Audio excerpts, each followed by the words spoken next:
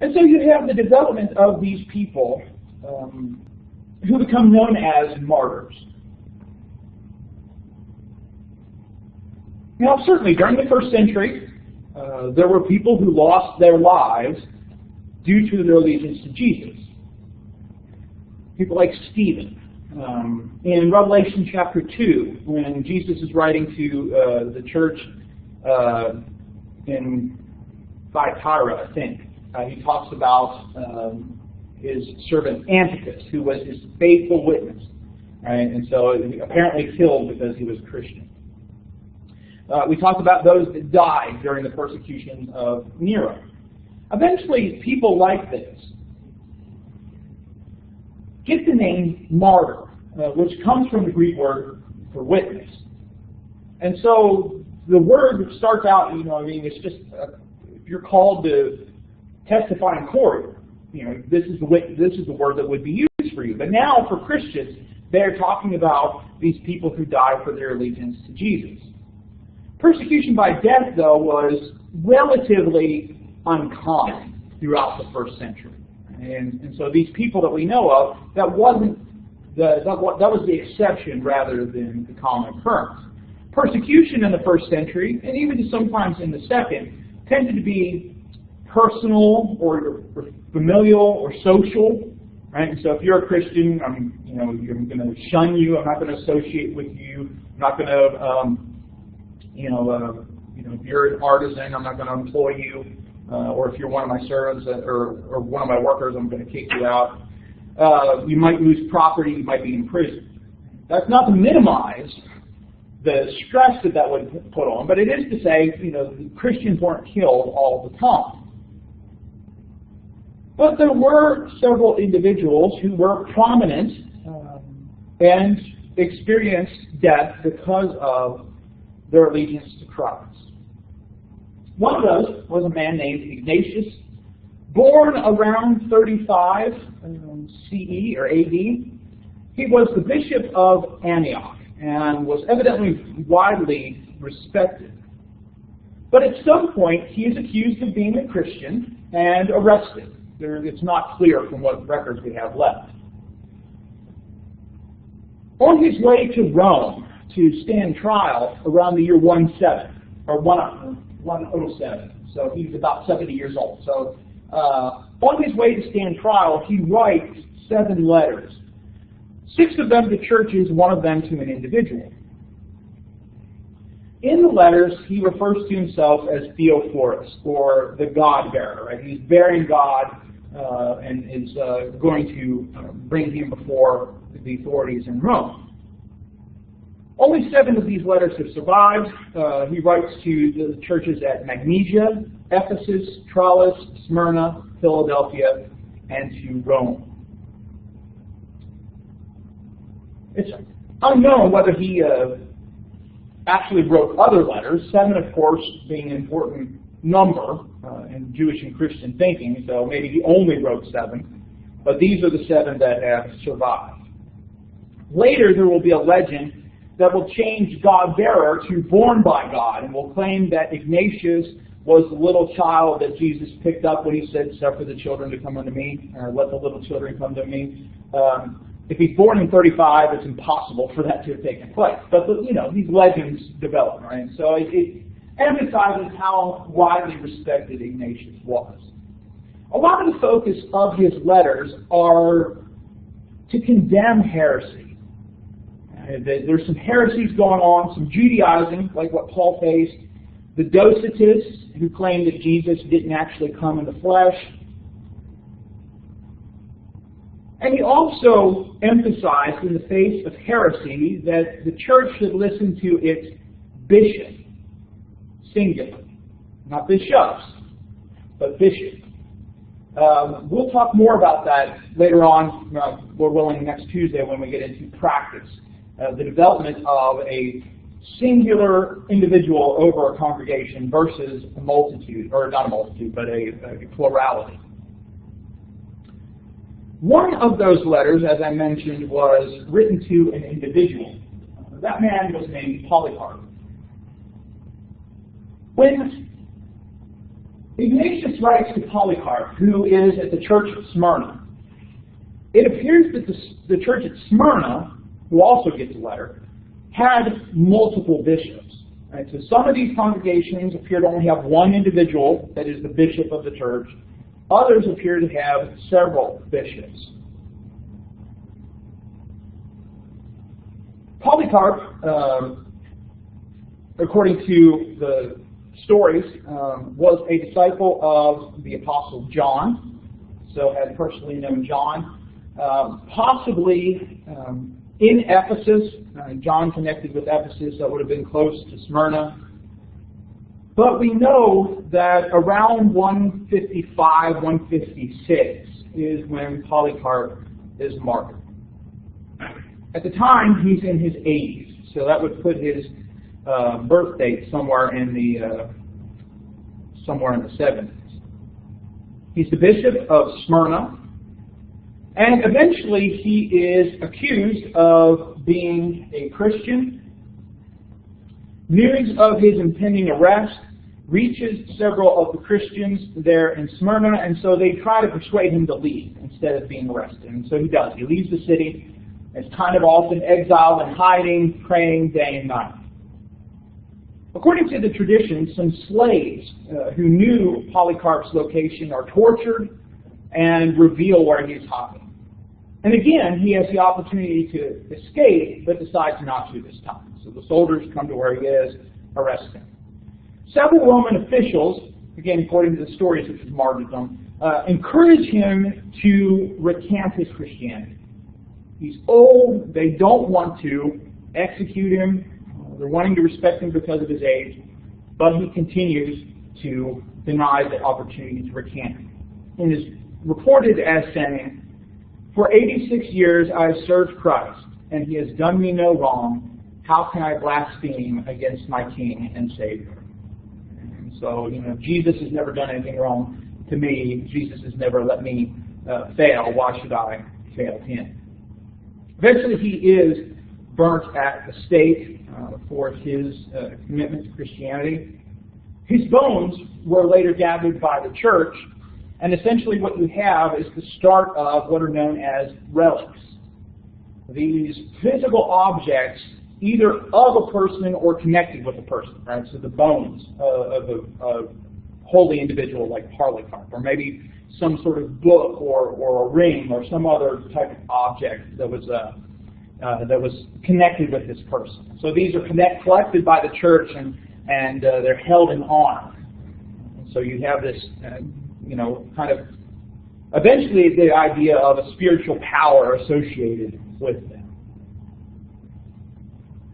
With the rise of martyrdom, again, not empire-wide, not hundreds of thousands of Christians, but still a pretty important aspect. You have different motifs that develop to talk about martyrdom and the martyrs and how they, what kind of example they show. And often a lot of people will make, early Christians will make parallels between Jesus and what he experienced and the martyrs. And Ferguson lays these out in greater detail, but I just want to highlight some of them. We've already talked about the idea of being a witness, using that Greek term. How would you think losing your life for Jesus would be a witness? I mean, how does that connect with this term witness?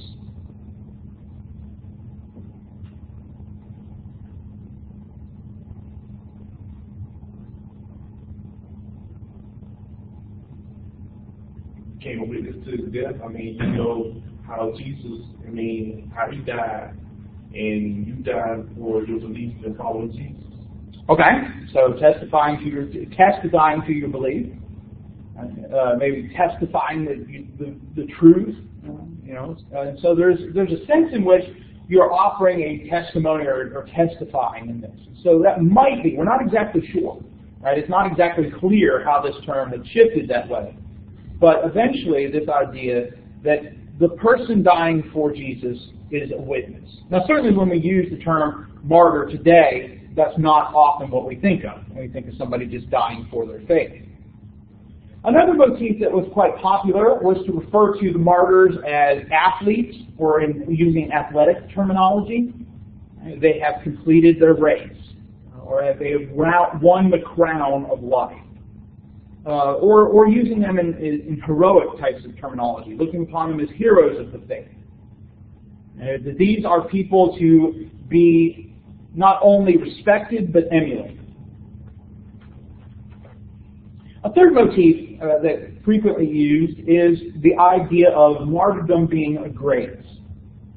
Not everyone has the opportunity, is given the opportunity to experience martyrdom, but instead, these people are chosen by God. Right? This is the idea that begins to be taught, is that this is somehow a special position that God has called someone to. That is not for everyone, but is only for certain people. And so you kind of begin to see this, the martyrs becoming a special class of Christians.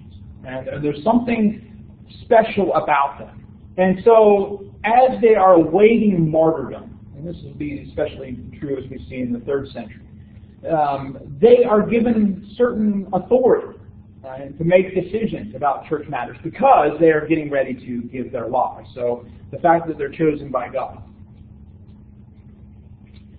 Often, of course, the connections between the suffering and victory of Christ, the martyrs are sharing in that. Just as Christ suffered, they too are suffering. And just as Christ has won the victory, so too will they. I don't know if there would be any evidence of this, but you're saying that they're elevated here, while among other people. Were there any people that were seeking to be these martyrs? I guess and almost trying to find by going out and in front of people that they know would be killed, purposefully proclaiming Jesus just so that they would be killed and become a martyr. You will see some of that in the 2nd century. You'll see more of it in the 3rd century. So the document that gives us details about Polycarp is called the Martyrdom of Polycarp. Ferguson talks about this. And there's an individual who kind of sees Polycarp being led to his death and kind of stands up and he wants to join him until they actually come over and are getting ready to take him, and then he changes his mind. Okay? And so but then you'll also see, we'll talk about this in a little bit, about people who see the steadfastness of the martyrs and will convert and then publicly announce that they too are Christians. And so you'll see it happen. How frequent it was, we don't know, but it did happen where some people would kind of step up and say, if you're going to kill him for being a Christian, I'm one too.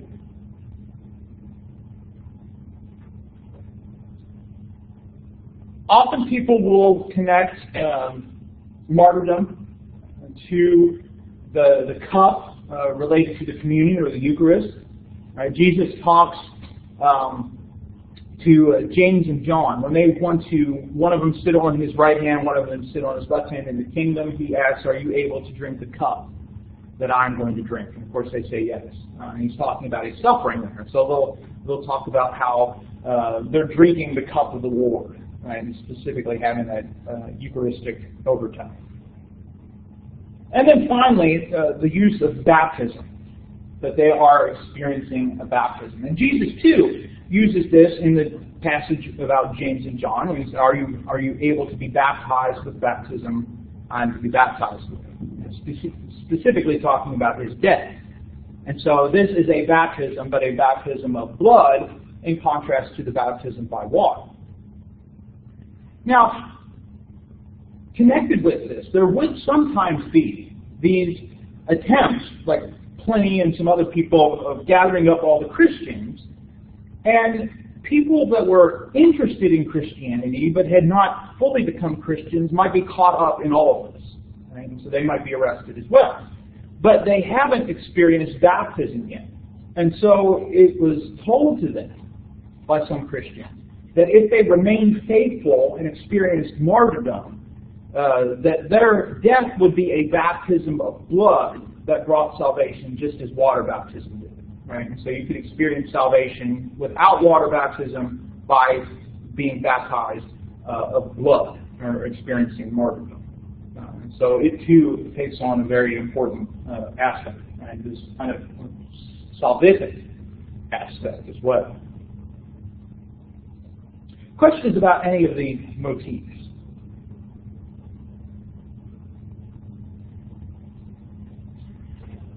After Trajan, the emperors largely, the emperors after him didn't engage in too much of a discussion of Christianity and persecution. Again, it was kind of sporadic until the latter quarter of the 2nd century and the rise of Marcus Aurelius.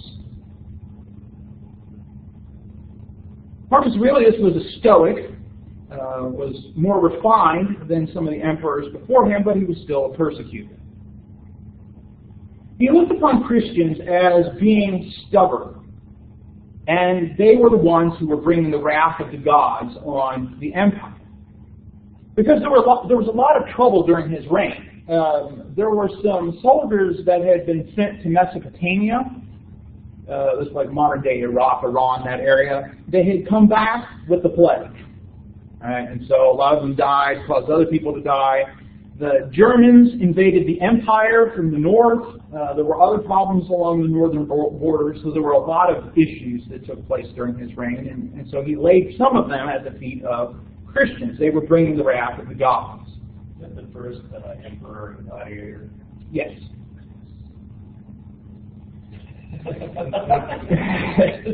Yeah. Now, Aurelius didn't have a problem with dying for a cause. As a Stoic, he believed that it would be possible, or it could be praiseworthy, to die for a cause if you did so from a rational standpoint, you reasoned your way into it. Christians, however, were just stubborn. Right? They didn't have a rational reason for becoming martyrs. Right? Which, of course, when you look at it from the Christian standpoint, that seems pretty rational in the sense of, I'm not going to deny Christ because of what he's done, what he's called me to, who he is. But for a lot of the Romans, it didn't make sense why you couldn't just worship the gods. The persecution that happened under Aurelius was more widespread than it had been in previous places, and happened across the empire in various spots. Some of the people who experienced persecution recanted their Christianity. Some lapsed. So some people, I was never a Christian. Some lapsed in their Christianity, while others remained firm. It'd be nice if we could say every Christian that was faced with the opportunity to die for Christ did. They did. They often would. Many would give up their faith, but there were those that remained firm. I thought I had a list, but I'll just talk to you about some of these martyrs. I thought I'd put them on the PowerPoint. So there's the example of Felicitas and her 7 sons who are martyred under Aurelius. She was a widow that was supported by the church, but the pagan priests who lived around here accused her of being a Christian because it seemed like that, as a widow, she was engaged in good work, good deeds, and people were becoming Christians. And so the pagan priests were concerned that they were losing power. And so they accused her of being a Christian. The officials tried to convince her to recant. She will remain firm. They tried to convince her son to recant. Her sons to recant. They too will remain firm. And Aurelius will order her death and order her sons to be killed in separate parts of the city. Some people suggest that perhaps this is to appease the gods. And so he's maybe at 7 different shrines throughout the area. Another martyr during this time was a man by the name of Justin, who we'll talk about here in a little bit. Justin was a philosopher, an early Christian, or early defender of Christianity in the 2nd century. And then there were the martyrs of the cities of Lyon and Vienne in Gaul, for what is modern-day France. Because of the spread of Christianity, Christians were forbidden to go to public places in that area. And eventually this kind of escalated into mob violence. Several Christians were arrested. Some of them apostatized. So others remained reformed. And torture was actually used to try and get them to recant. And when some of the apostates saw those remaining firm, according to the traditions, they returned. And so they had kind of left, but when they saw people dying for Christ, that convinced them to return and die as well. Sizable martyrdom for the time. After the death of Aurelius, the last part of the 2nd century was much like the rest. It depended on the emperor. There was persecution in some areas, not in others. Most tended to follow Trajan's policy. Kind of live and let live. If you hear about it, investigate it. And so that was largely how people approached it in the 2nd century. Any questions about some of the political events and challenges in that period?